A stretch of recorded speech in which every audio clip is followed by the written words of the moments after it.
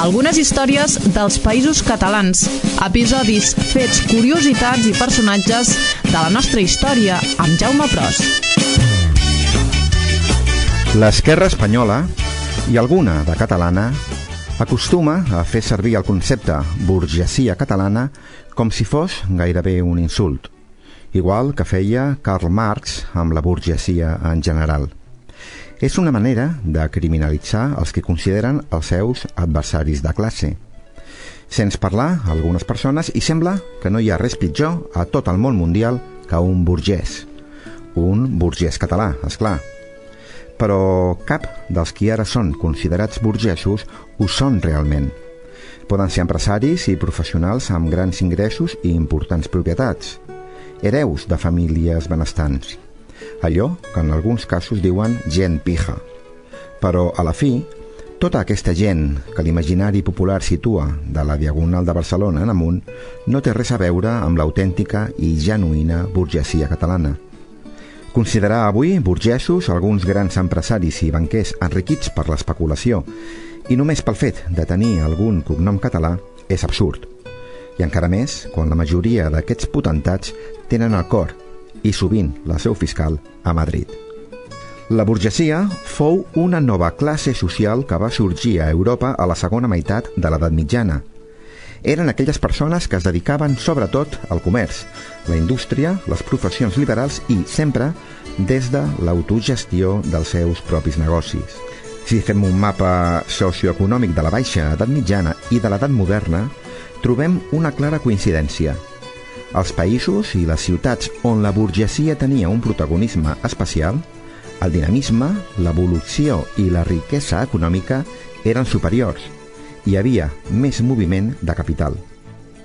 D'altra banda, val a dir que la burgesia, a França, es va posicionar clarament amb la Revolució Francesa.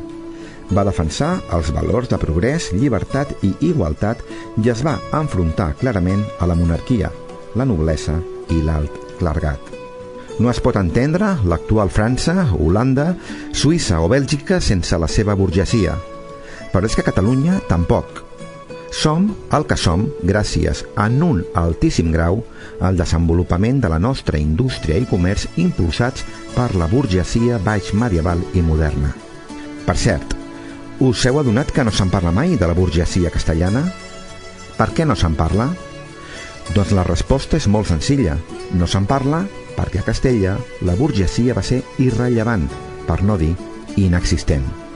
A l'economia castellana, que podríem dir que gairebé només era agrícola i ramadera, tots els recursos els acumulaven uns pocs propietaris i terratinents.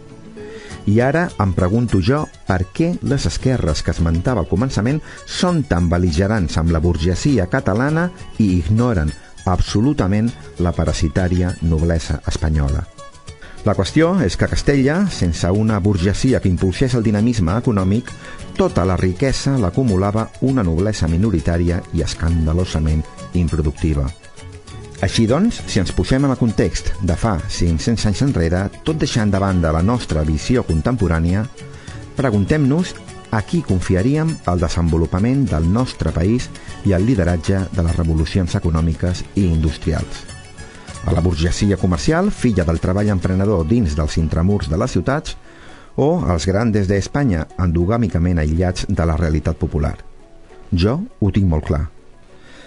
La burgesia catalana fou un factor indispensable per al desenvolupament integral de Catalunya i llavor, si més no, en gran part, del caràcter i la manera d'entendre la societat i l'economia al nostre país.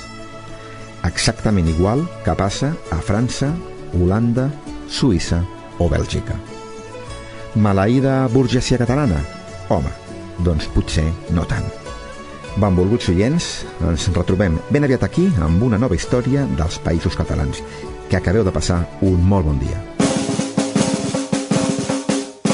Algunes històries dels països catalans, episodis, fets, curiositats i personatges de la nostra història amb Jaume Pros.